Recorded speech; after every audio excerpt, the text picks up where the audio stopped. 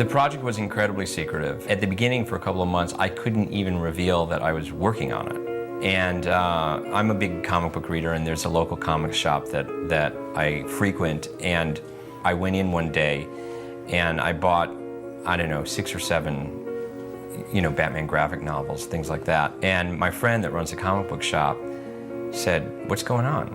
And I said, "Nothing." And he said, "Why are you buying so many Batman graphic novels and comic books?" And I said, "Oh, I'm just interested." And he said, No, something's up. "Are you writing the new Batman movie?" And I said, No. And he said, "You're writing the new Batman movie, aren't you?" "You are." No. It wasn't until they revealed maybe 6 weeks later that I was, that he said, "I knew it, I knew you were."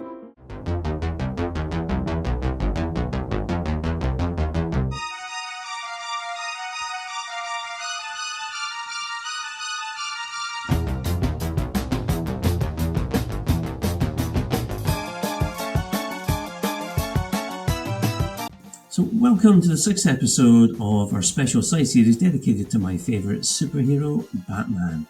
I'm Stephen Nicholson. And I'm Paul Nicholson. And over the course of 10 shows, we are rewatching, critiquing and ranking all the Batman movies up to 2022's The Batman. In the previous show, we discussed the much maligned Joel Schumacher movie 1997's Batman and Robin. Today, we get back on track in a major way with Christopher Nolan's Dark Knight debut, 2005's Batman Begins. Tell us, Mr. Wayne. What do you fear?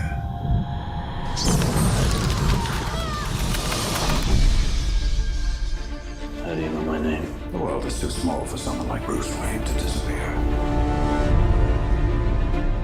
Your parents' death was not your fault. My parents deserve justice. I cannot let that pass. If you make yourself more than just a man, then you become something else entirely. Which is? A legend, Mr. Wayne. Master Wayne, are you coming back for long, sir? As long as it takes to show the people of Gotham their city doesn't belong to the criminals and the corrupt. Bruce? Rachel? You were gone a long time. I know. Things are worse than ever down here. What chance does Gotham have when the good people do nothing? Nomex survival suit for advanced infantry. Kevlar utility harness, gas-powered magnetic grapple gun. What's that? Oh, the tumbler? Oh, you wouldn't be interested in that. I spent a lot of time being scared for you. I heard you were back. But the man I loved, the man who vanished, never came back. He's here. Who? The Batman. Gotham must be destroyed. Gotham isn't beyond saving. Just hold on.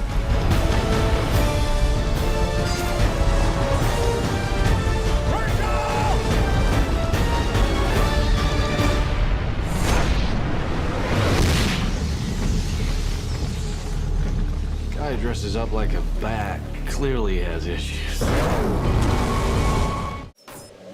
I first became interested in taking on Batman when I heard that Warner Brothers was looking to renew and reinvent the franchise. I'd made my last film at Warner Brothers, so I was able to go to them and explain to them the way I saw the Batman franchise being interestingly reinvented. From the beginning, my interest was in taking on a superhero story, but treating it in a realistic fashion. Last year, Spider-Man 2 got Spider-Man right, and this year, Batman Begins is the Batman movie I've been waiting for and hoping for. It's one of the year's best films. It absolutely is, and I love the first film that Tim Burton directed, but I still say this is the best Batman movie ever by far. Christopher Nolan, who directed Memento and Insomnia, has directed this film and has put a great stamp on it. It is dark.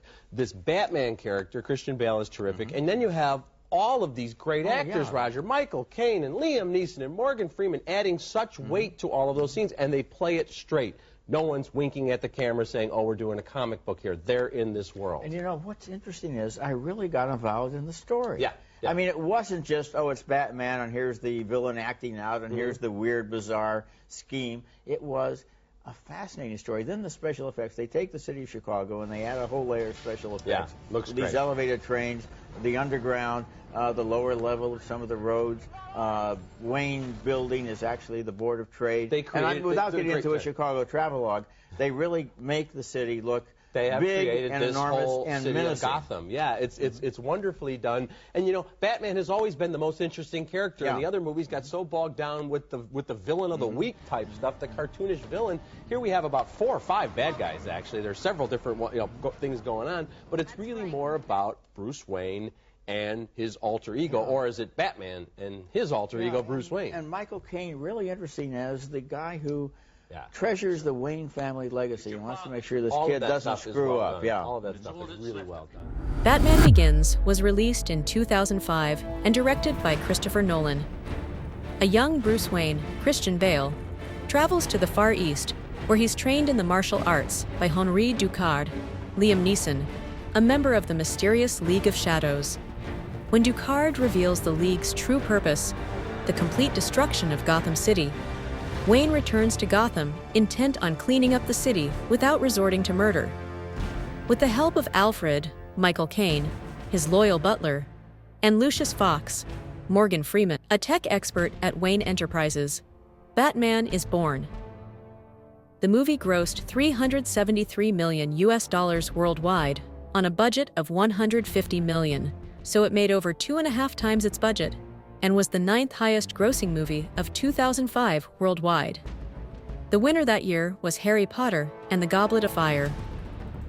Ratings-wise, it has an 85% fresh Rotten Tomatoes score and 94% audience score.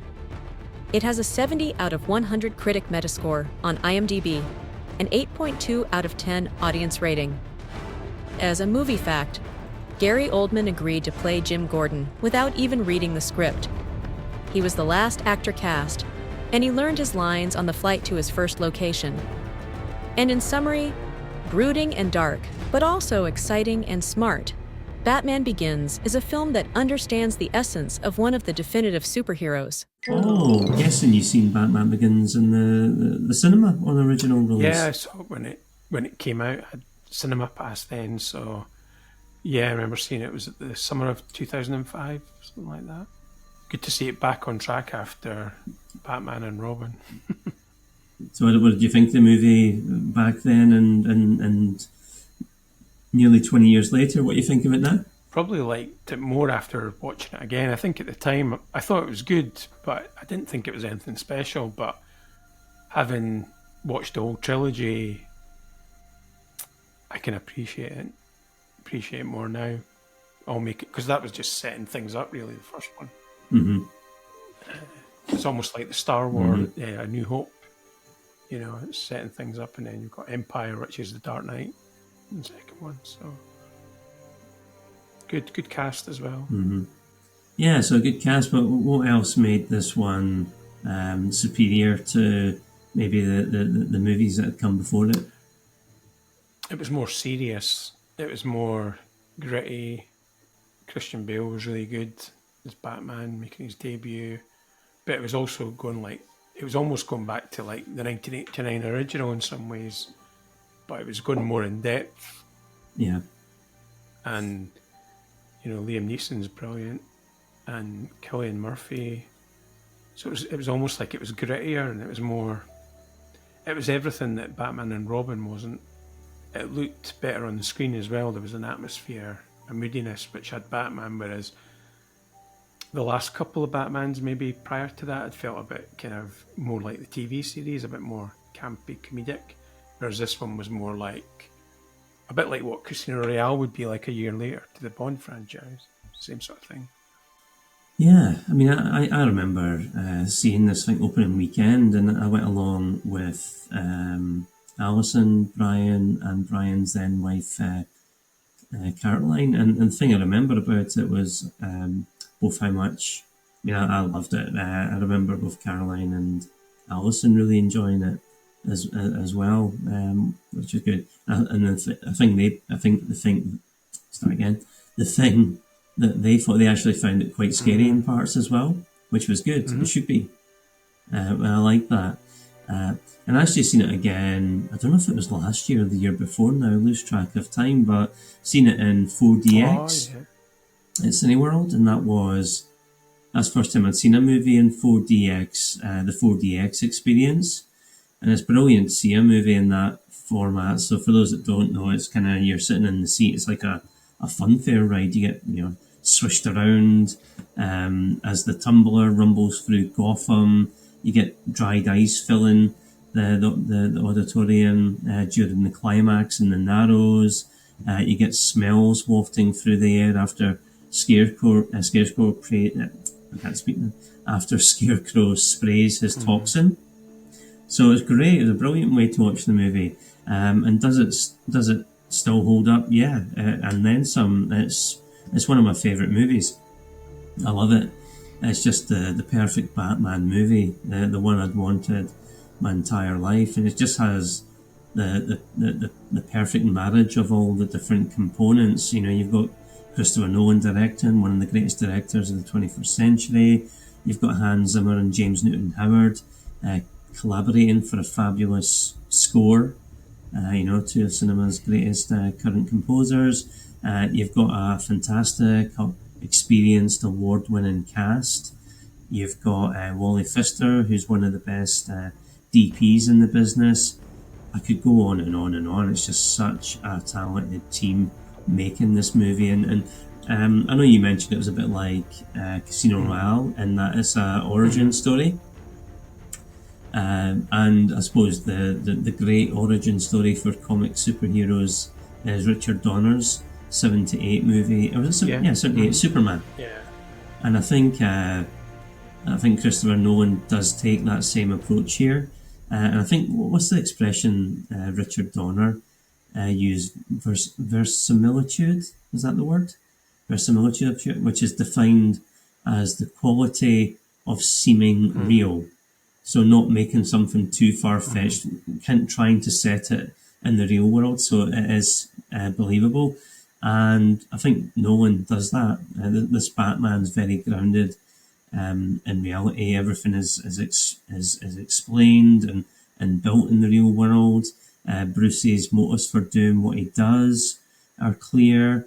We know how he became so good at being Batman because he went and trained around the world with different people. We know where his gadgets came from, how they come into being. So everything in this universe has a reason to exist. And I think another huge aspect that makes it real is the cast. In Superman, they've got the likes of Marlon Brando and Gene Hackman in, and they give the story some real heft and gravitas just by the sheer nature of them being such good performers. And Nolan does the same here. And I mean, how many of the actors in Batman Begins have actually won Oscars or been nominated for Oscars before or since? Lots of them. And at last, finally, we're getting a Batman movie that focuses on Bruce Wayne and Batman. The 4 previous movies were really focused on the villains.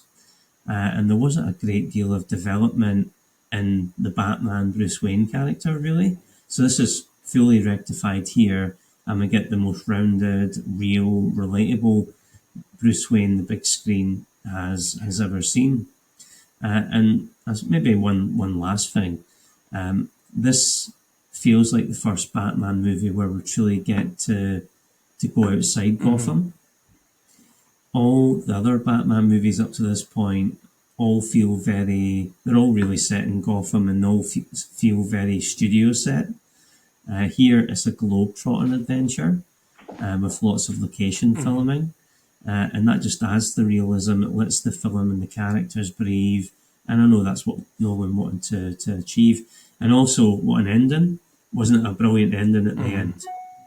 Well, an end is always at the end, isn't it? But yeah, with the new criminal in the scene, and Commissioner Gordon's giving him giving him the Joker card. Yeah. Brilliant. Mm-hmm. So yeah, one of my favourite movies of all time. Love it. So where would you rank Batman Begins in terms of the Batman movies, Paul? Top, middle, or lower tier? I would probably say middle. I would be going right to the top of the toppermost there with this one. Love it. Absolutely love it.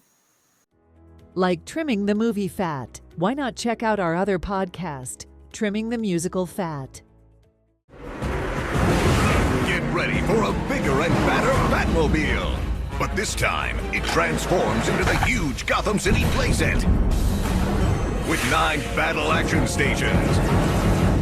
Stop the runaway subway train. With an action zip line, you're ready to do some damage. And with a battle action ball, you can put criminals in their place. Crime never wins when Batman begins. Transforming Gotham City playset. Adults assemble. Batteries and 5-inch figures not included. So, well, Christopher Nolan's got off to a flyer and he's just getting started. Come back next time for arguably the greatest Batman movie of all, which is The Dark Knight. But before we go, we'd love to hear what you think of Batman Begins and The Dark Knight. So please get in touch and we'll read out your comments on one of the upcoming shows. You'll find our contact details in the episode description. So we'll see you soon on the same Bat channel. Until then, keep trimming.